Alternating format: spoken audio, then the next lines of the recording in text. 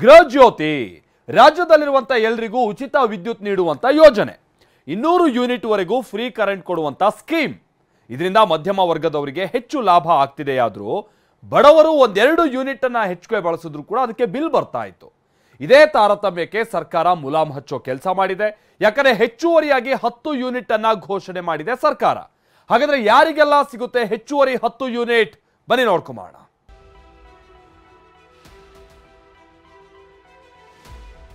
ಹೆಚ್ಚುವರಿ 10 ಅರ್ಧ ಯೂನಿಟ್ಗಳನ್ನು ನೀಡುವುದರ ಬಗ್ಗೆ ನಿರ್ಣಯ ಮಾಡಿ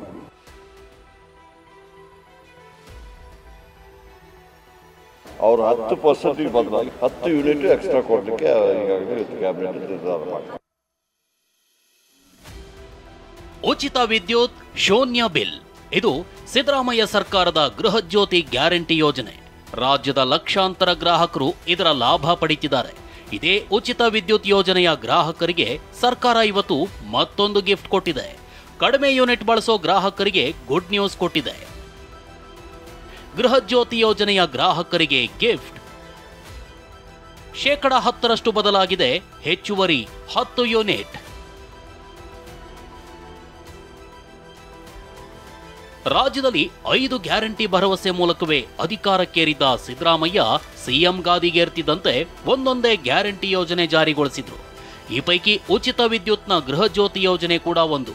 ಈ ಯೋಜನೆಯಡಿ ಮಾಸಿಕ 200 ಯೂನಿಟ್ ವರೆಗೂ ಗ್ರಾಹಕರಿಗೆ ಉಚಿತ ವಿದ್ಯುತ್ ಸಿಗ್ತಿದೆ. ಹಾಗಂತ ಎಲ್ರಿಗೂ 200 ಯೂನಿಟ್ ಸಿಗ್ತಿಲ್ಲ. ಹಿಂದೆ 1 ವರ್ಷದಲ್ಲಿ ಗ್ರಾಹಕರು ಬಳಸಿದ ವಿದ್ಯುತ್ನ ಸರಾಸರಿ ಆಧಾರದಲ್ಲಿ ಯೂನಿಟ್ ಫಿಕ್ಸ್ ಮಾಡಲಾಗಿದೆ. ವಿಷಯ ಏನಂದ್ರೆ ಈ ಸರಾಸರಿ ಲೆಕ್ಕಾಚಾರದಿಂದಾಗಿ ಬಡ ಗ್ರಾಹಕರಿಗೆ ಅಷ್ಟೊಂದು ಲಾಭ ಇರಲಿಲ್ಲ.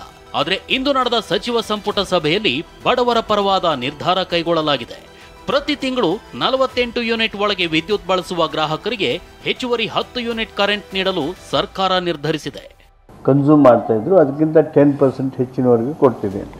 10% ಬದಲಿಗೆ ಹೆಚ್ಚುವರಿ 10 ಅರ್ಧ ಯೂನಿಟ್ಗಳನ್ನು ನೀಡೋದ್ರ ಬಗ್ಗೆ, ಒದಗಿಸೋದ್ರ ಬಗ್ಗೆ ನಿರ್ಣಯ ಮಾಡಿದ್ವಿ.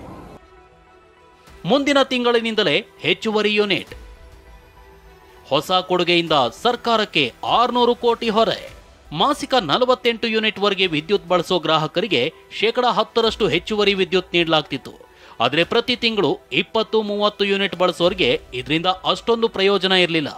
ಕೇವಲ 2, 3, 4 ಯೂನಿಟ್ ಮಾತ್ರ ಹೆಚ್ಚುವರಿಯಾಗಿ ಸಿಗ್ತಿತ್ತು. 1-2 ಯೂನಿಟ್ ಹೆಚ್ಚು ಬಳಸಿದ್ರೂ ಶೂನ್ಯ ಬಿಲ್ ಬರ್ತಿರ್ಲಿಲ್ಲ. ಆದರೆ ಸರ್ಕಾರದ ಹೊಸ ನಿರ್ಧಾರದಿಂದ ಬಡವರಿಗೆ ಹೆಚ್ಚುವರಿ 10 ಯೂನಿಟ್ ಸಿಗಲಿದೆ. ಮುಂದಿನ ಬಿಲ್ನಿಂದಲೇ ಹೆಚ್ಚುವರಿ ಯೂನಿಟ್ ಲಭ್ಯ ಆಗಲಿದ್ದು, ಇದರಿಂದ ಸರ್ಕಾರಕ್ಕೆ 500-600 ಕೋಟಿ ಹೊರೆಯಾಗಲಿದೆ.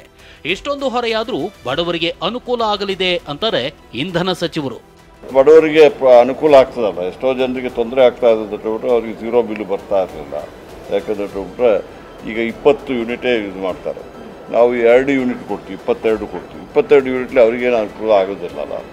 ಈಗ ಪ್ರಕಾರ 10 ಯೂನಿಟ್ ಬಿಟ್ಟರೆ 20 ಯೂನಿಟ್ಗೆ ಇನ್ನೊಂದು 10 ಯೂನಿಟ್ 30 ಯೂನಿಟ್ ಬರ್ತದೆ.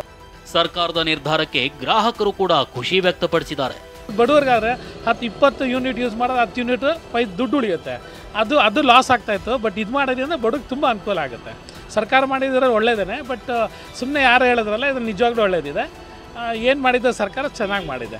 ಈಗ 30 ಯೂನಿಟ್ ಯೂಸ್ ಮಾಡೋರಿಗೆ 10 ಸಿಗೋದಾದರೆ ಅದು ಒಳ್ಳೆ ಥರ ಅಂತ ಭಾವಿಸ್ತೀವಿ. 30 ಯೂನಿಟ್ ಯೂಸ್ ಮಾಡೋರಿಗೆ 10 ಯೂನಿಟ್ ಎಕ್ಸ್ಟ್ರಾ ಕಾಣ್ತಾ ಇದ್ದಾರೆ, 40 ಯೂನಿಟ್ ಮಾಡ್ತಾ ಇದ್ದಾರೆ. ಆ ಥರ ತುಂಬಾ ಕಡಿಮೆ ಜನ ಬಡವರುಗಳಿಗೆ ಭಾರಿ ಅನುಕೂಲ ಆಗ್ತಾ ಇದೆ. ಬಡವರುಗಳಿಗೆ ಸರ್ಕಾರ ಯೋಜನೆ ಮಾಡೋದ್ರಲ್ಲಿ ಬಡವರುಗಳಿಗೆ ತುಂಬ ಅನುಕೂಲ ಆಗ್ತಿದೆ. ಅಷ್ಟಕ್ಕೂ ಹೆಚ್ಚುವರಿ ಯೂನಿಟ್ನ ಲೆಕ್ಕಾಚಾರ ಹೇಗಿರುತ್ತೆ, ಇದು ಯಾರಿಗನ್ವಯ ಆಗುತ್ತೆ ಅನ್ನೋದನ್ನ ನೋಡಿದ್ರೆ, ಮಾಸಿಕ 48 ಯೂನಿಟ್ನ ಒಳಗೆ ವಿದ್ಯುತ್ ಬಳಸುವ ಗ್ರಾಹಕರಿಗೆ ಮಾತ್ರ ಇದು ಅನ್ವಯ ಆಗುತ್ತೆ. ಅಂಥವರಿಗೆ ಪ್ರತಿ ತಿಂಗಳು ಹೆಚ್ಚುವರಿ 10 ಯೂನಿಟ್ ವಿದ್ಯುತ್ ಸಿಗಲಿದೆ. ಉದಾಹರಣೆಗೆ ಸರಾಸರಿ 20 ಯೂನಿಟ್ ಇದ್ದವರಿಗೆ ಇನ್ನು ಮುಂದೆ 30 ಯೂನಿಟ್ ಸಿಗುತ್ತೆ. ಸರಾಸರಿ 30 ಯೂನಿಟ್ ಇದ್ದವರಿಗೆ ಇನ್ನು ಮುಂದೆ 40 ಯೂನಿಟ್ ಸಿಗಲಿದೆ.